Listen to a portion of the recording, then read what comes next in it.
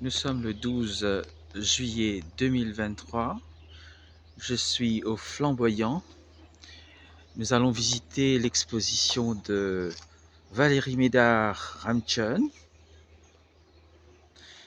Bonjour Valérie. Bonjour. Donc nous allons visiter votre exposition aujourd'hui. Très bien. Si vous pouvez nous dire quelques mots sur vous. D'accord. Alors, je suis une artiste mauricienne, mais dans différents domaines. Je peins, je fais de la sculpture et je danse aussi. Je pratique une danse qui s'appelle le Kuchipudi, qui est une forme de danse classique indienne. Je suis aussi enseignante dans un collège d'État et de temps en temps, je donne aussi des cours dans le TSR. Très bien, nous allons vous suivre. Alors, mon exposition a pour titre Écho, parce que ce sont des échos de mes pratiques artistiques. Comme vous allez voir, je suis en train de montrer mais pas de danse, mais sur des tableaux. Alors, le but, c'était vraiment de ramener la peinture et la danse dans une seule œuvre. Alors, par exemple, ici, vous allez voir un petit peu des traces de pas, vous allez voir là les traces des talons qu'on tape, parce que quand on danse, on a différentes façons de taper les pieds, par exemple sur les orteils, sur le talon ou à plat. Donc, on va voir ça un petit peu dans les œuvres. Et aussi, les matières utilisées sont très proches de la danse classique du kuchipudi. Par exemple, ici, on a du safran. Et le safran est d'une part très très reliée au kuchipudi parce qu'on l'utilise pendant l'initiation à la danse, mais elle est aussi très proche de notre culture mauricienne. Et j'ai voulu vraiment que ces œuvres me représentent en tant que mauricienne et qu'on retrouve des parties de notre culture locale. Et Pouvez-vous nous parler un petit peu de la technique, c'est-à-dire c'est sur toile là? c'est sur toile et c'est sur de la Mhm. gabardine. Mhm. J'ai utilisé la gabardine, une matière très basique qu'on utilise pour faire des uniformes, des sacs, Mhm. et pour revenir un petit peu à l'essentiel des choses. Et là, vous pouvez voir un petit peu la trace des pieds, la danseuse qui bouge de gauche à droite et qui bouge un petit peu. Est-ce que la toile est préparée ou La toile est telle qu'elle, telle quelle? C'est du tissu noir, hein? tissu noir. Le Mhm. safran a été mélangé avec de l'eau, tout simplement. Mhm. Mais j'ai ensuite utilisé un fixatif pour que ça tienne un petit peu plus longtemps.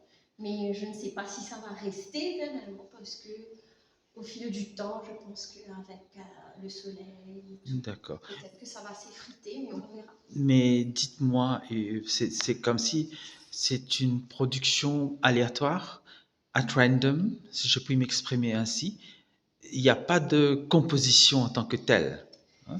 Alors on va retrouver des différentes pas de base. Mhm. Alors chaque œuvre a une sonorité au fait et est reliée vraiment. Par exemple, ici on appelle ça le chaukum.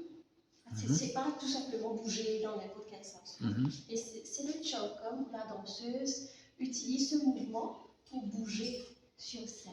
Elle n'a pas vraiment de signification, mais c'est tout simplement pour bouger rapidement sur scène. On peut voir. Donc vous avez placé le tissu sur le sol. Placer le tissu sur le sol. Mhm. J'ai réalisé les pas et une fois le tissu sec, c'est là que à ce moment-là je l'ai mis sur cadre pour pouvoir l'accrocher. Donc ici aussi, c'est encore une fois l'utilisation de safran sur de la gabardine.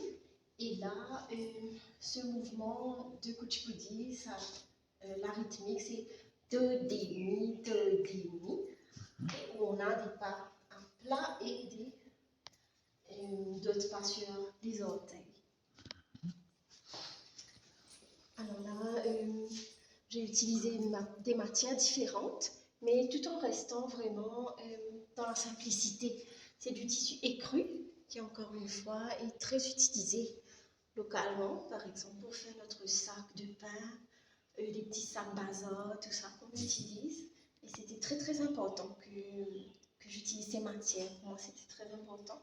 Et j'ai utilisé cette fois-ci de la habile. C'est une poudre rose qu'on utilise pendant les prières hindoues. Et ce qui s'est passé, c'est que quand je commence les pas, par exemple, j'ai trempé mes pieds dans le HBE mélangé à l'eau.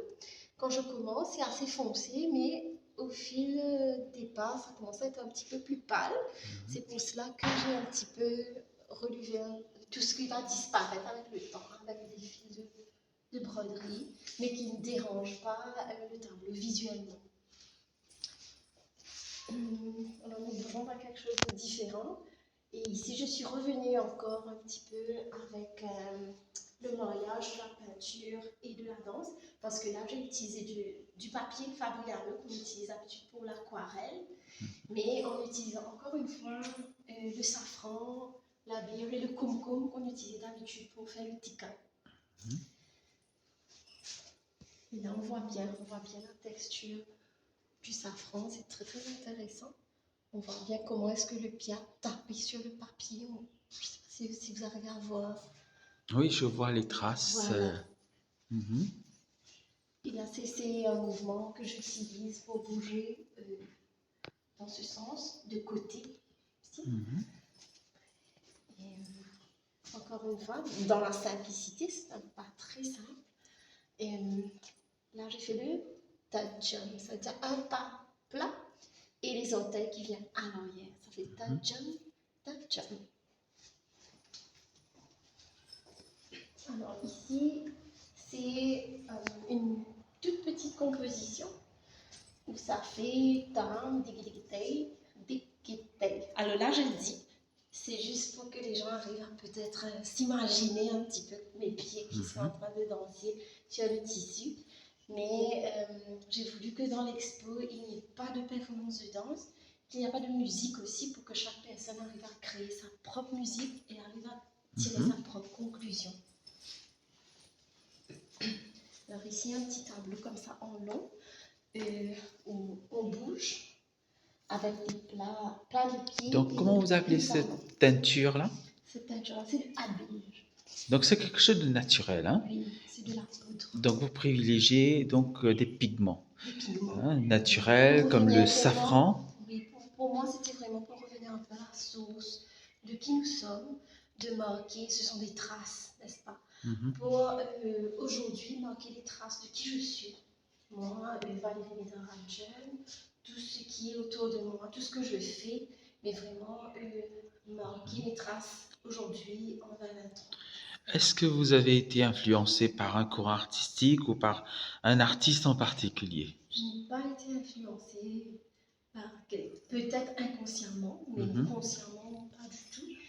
Par contre, toute cette exposition, l'étincelle de l'exposition a commencé lors d'une recherche entreprise lors de ma maîtrise l'année dernière, où j'ai voulu justement relier la peinture et la danse. Et il y a toute une recherche écrite aussi autour de cette exposition. Donc, une dimension symbolique. Voilà. Donc là, nous sommes devant une œuvre réalisée par plusieurs personnes. Elle a été réalisée par 10 femmes. Et ce qu'on a fait, on a pris de la terre d'ici, parce qu'on voulait marquer vraiment de now, de maintenant, de qui on est, parce qu'on est tous importants, et surtout à un moment aujourd'hui où l'intelligence artificielle est en train de vraiment prendre le dessus, et on a tendance à oublier les choses essentielles, et on se laisse un peu emporter involontairement des fois par des choses qui ne sont pas forcément utiles. Et là, on a pris un moment, toujours en utilisant du tissu écru pour rester dans le basique. Et on a pris la terre, on a mélangé à l'eau, et avec un petit peu de colle aussi. On a marché dans la terre et on a créé nos empreintes. Parce que ces empreintes sont importantes, chaque personne est unique, n'est-ce pas? Mais d'une certaine façon aussi, qu'on le veuille ou non, on influence les gens qui sont autour de nous. Alors c'est ça aussi, ces petites juxtapositions des pas, ça représente aussi un petit peu la société, parce que indépendamment de nous, nos paroles, nos gestes influencent la vie des autres. Et on se croise des fois sans vraiment se croiser. Alors cette œuvre, on pourrait en dire encore beaucoup plus, et parce que ça a été un moment très émouvant pour toutes les personnes qui ont participé, parce que le fait de mettre les pieds dans la terre déjà, dans la terre-mère, ça nous a ramené vraiment à l'origine de toutes les choses. Bon, ça me fait penser aussi à la préhistoire. Les traces. Donc, les peintures réalisées sur les parois des cavernes. Oui. Donc, c'était des empreintes à l'époque, hein, de fingerprints. Hein, mais la démarche est similaire. Hein, là, c'est les pieds. Mhm. Et à l'extérieur, dans la cour du flamboyant, et là, nous voyons une installation. Oui.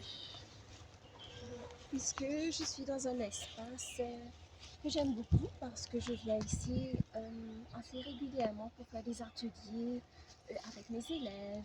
Et je voulais que mes tableaux aussi fassent partie de l'espace. Alors c'est pour cela que j'ai choisi d'avoir quelques œuvres à l'extérieur de la classe flamboyante.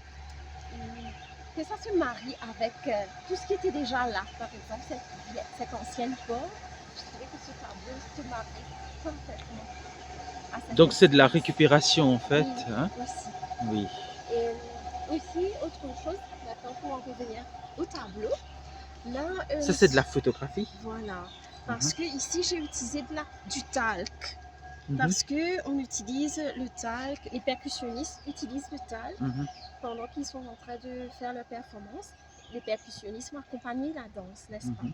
Et là aussi, encore une fois, c'est symbolique parce que j'ai utilisé une matière qui se retrouve dans la performance. Et là, on peut voir des mouvements seulement avec les Mhm. orteils. Et ce que j'ai fait à ce moment-là, parce que bien sûr, le talc, ça ne va pas rester sur la surface, j'ai dû à ce moment-là prendre des photos et les imprimer sur les surfaces. Et ce qui est intéressant, c'est que ces photos, on pourra les imprimer sur d'autres surfaces qui pourraient se marier à d'autres espaces où on pourrait bouger l'expo. C'est-à-dire le mouvement. C'est la danse.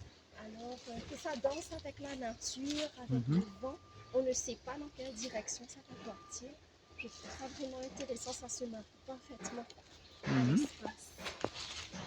Et par moments aussi, parce que j'ai aussi voulu ajouter des rochers, pas seulement pour avoir pour que ça tienne un petit peu, mais aussi parce que par moments ça va aller un petit peu contre le métal aussi, et qu'on aura des sons. Les sons.